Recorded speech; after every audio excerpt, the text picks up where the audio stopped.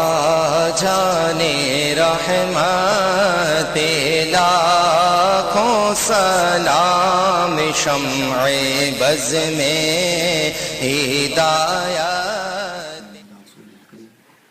أما بعد فأعوذ بالله السميع العليم من الشيطان الرجيم. بسم الله الرحمن الرحيم. إياك نعبد وإياك نستعين.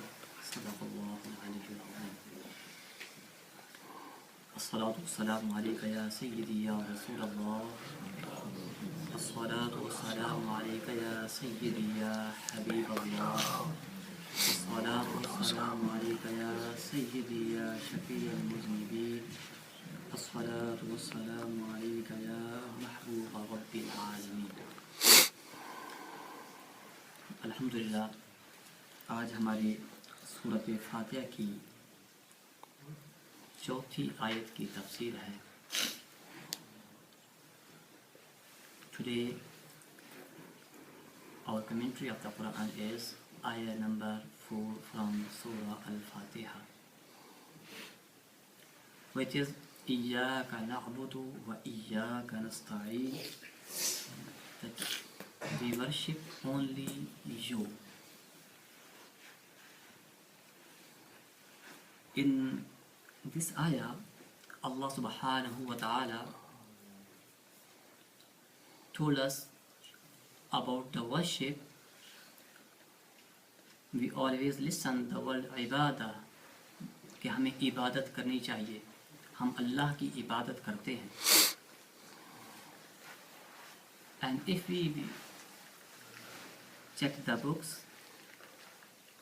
translation of the namaz books, whatever, so we find when the word come إِيَّاكَ نَعْبُدُ, they only translate that we Ubadah کہ ہم جو ہے وہ عبادت کرتے ہیں. And the Ubadah, it is actual Arabic word. And Ubadah means is أقصى غاية الخضوع والتذلل, very extreme submissive and groveling, کہ انتہائی درجے کی عاجزی اور انکساری ذلت کو ظاہر کرنا. اور یہ کس طرح انتہائی درجے کی عاجزی اور ذلت ظاہر ہوتی ہے؟ دیکھیے, اللہ تبارک و تعالی نے انسان کو سب مخلوقات میں سے اشرف مخلوق کا بنایا. As Allah subhanahu wa ta'ala has mentioned, وَلَقَدْ كَرَّمْنَا بَنِي آدَمَ, that we have granted the honor to the children of Adam, کہ ہم نے اولاد آدم علیہ السلام کو عزت سے نوازا. اور اسی طرح سورہ التین میں وَالتِّينِ وَالزَّيْتُونِ وَطُورِ سِينِينَ وَهَذَا الْبَلَدِ الْأَمِينِ لَقَدْ خَلَقْنَا الْإِنسَانَ فِي أَحْسَنِ تَقْوِيمٍ. اس صورت مبارکہ کے اندر بھی اللہ تبارک و تعالیٰ نے 4 قسمیں بیان فرمانے کے بعد انسان کی عظمت کو بیان فرمایا. پھر جب انسان کے پیدا کرنے کا مرحلہ آیا تو پیدا کرنے کے بعد اللہ تبارک و تعالیٰ نے سورۃ المؤمنون میں ارشاد فرمایا فَتَبَارَكَ اللَّهُ أَحْسَنُ الْخَالِقِينَ, کہ پیدا کرنے والا کتنا ہی بابلند ہے, بابرکت ہے. تو یہ ساری آیات جو ہیں وہ انسان کی عظمت پر دلالت کرتی ہیں. اسی وجہ سے انسان کو اشرف المخلوقات کہا جاتا ہے. جس طرح کہ اللہ تبارک و تعالیٰ کی تمام مخلوقات میں سے انسان جو ہے وہ اشرف ہے, اعلیٰ ہے, اس کا ایک بہت بڑا مقام ہے. اسی طرح انسان کی باڈی کے اندر کچھ ایسے بات ہیں کہ جن کو بعض باڈی کے پارٹس پہ ایکسیلنس حاصل ہے, کہ انسان کے جو اعضاء ہیں, جسم کے جو اعضاء ہیں, بعض اعضاء جو ہے دوسرے بعض اجزاء سے بہتر اور اعلیٰ ہیں. ان سب اعضاء میں سے جو اشرف اور اعلیٰ اور ہائی لیول کا عضو ہے وہ انسان کا چہرہ ہے. کیوں کہ حضرت ابو ہریرہ رضی اللہ تعالی عنہ نبی کریم صلی اللہ تعالی علیہ وآلہ وسلم سے روایت کرتے ہیں کہ نبی کریم صلی اللہ علیہ وسلم نے ارشاد فرمایا إن الله خلق آدم على صورته, that Allah subhanahu wa ta'ala has created the Adam alayhi salam on his form, on his shape. کہ اللہ تبارک و تعالیٰ نے آدم علیہ السلام کو اپنی صورت پر پیدا فرمایا.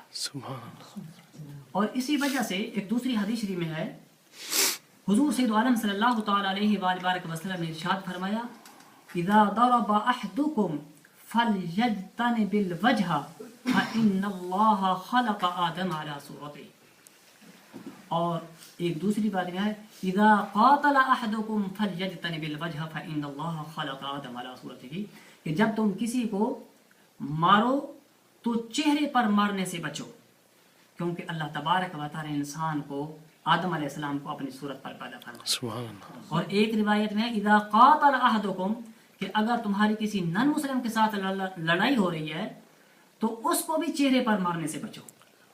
تو اس سے آپ اندازہ لگائیں کہ چہرے کو اللہ تبارک و تعالی نے ایک کتنا خاص شرف عطا فرمایا. یہ چہرے کو خاص شرف حاصل کیوں ہے, اس کی اتنی فضیلت کیوں ہے؟ اس وجہ سے کہ اللہ تبارک و تعالی نے انسان کے چہرے کے اندر بہت ساری ایسی چیزیں رکھی ہیں جو اللہ تبارک و تعالی کی صفات کی, جو اللہ تبارک و تعالی کی ایٹریبیوٹس ہیں, ان کی جو اپیئرنس ہے وہ انسان کے چہرے سے ہوتی ہے. کہ کچھ اللہ تبارک و تعالی کی صفات کا انسان کا چہرہ جو ہے وہ مظہر ہے, یعنی انسان کے چہرے سے اللہ تبارک و تعالیٰ کی بعض صفات کا ظہور ہوتا ہے, بعض صفات نظر آتی ہیں. وہ کیا ہیں؟ مثال کے طور پہ اللہ تبارک و تعالیٰ سمیع ہے, کہ اللہ تبارک و تعالیٰ سننے والا ہے, اور اللہ تبارک و تعالیٰ نے یہ صفت انسان کے اندر بھی رکھی کہ اللہ تبارک و تعالیٰ نے اسے کان عطا فرمایا جس سے وہ سنتا ہے. اللہ تبارک و تعالیٰ نے سورۃ الدہر میں ارشاد فرمایا, فَجَعَلْنَاهُ سَمِيعًا بَصِيرًا, کہ ہم نے انسان کو دیکھنے اور سننے والا بنایا. سبحان اللہ. اسی طرح اللہ تبارک و تعالیٰ دیکھتا ہے, اور وہ دیکھنے کی اللہ تبارک و تعالیٰ نے قوت انسان کے چہرے کے اندر رکھی. اسی طرح اللہ تبارک و تعالیٰ کی صفت ہے کہ وہ متکلم ہے, کلام کرتا ہے, اور وہ اللہ تبارک و تعالیٰ نے بھی صفت انسان کے چہرے کے اندر رکھی. تو اب جب اتنی صفات کا یہ انسان کا چہرہ جو ہے وہ مظہر ہے, اور پھر انسان تمام مخلوقات میں سے اشرف ہے, اور عبادت کے لائق صرف اور صرف اللہ تبارک و تعالیٰ کی ذات ہے, اب انتہائی درجے کی عاجزی اور ذلت کس طرح ظاہر ہوگی کہ جب انسان جو کہ خود اشرف المخلوقات ہے, اس کا اپنے اشرف عضو کا جو سب سے اعلیٰ عضو ہے اس کو زمین پر رکھ دینا, وہ زمین جس کو ہر پاک پلید جانور اپنے پاؤں کے نیچے دے رہا ہے, اس کی رضا کے لیے سر کو ادھر جھکا دینا, اس کی رضا کے لیے یہ عبادت ہے. سبحان اللہ.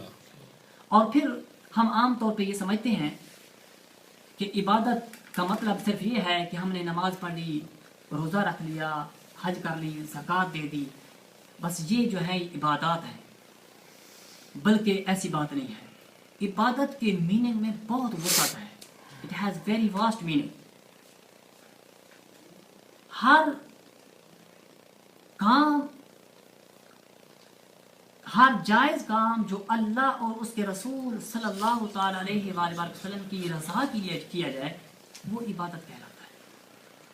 مثال کے طور پہ آپ اپنا کاروبار کر رہے ہیں, آپ اپنے جائز طریقے سے کاروبار کر رہے ہیں, تو وہ آپ کا جائز کاروبار جو ہے وہ بھی عبادت کی شکل اختیار کر لے گا جب آپ کی رضا جو ہے, آپ کی جو دل کی خواہش ہے وہ اللہ تبارک و تعالیٰ کو راضی کرنا ہو.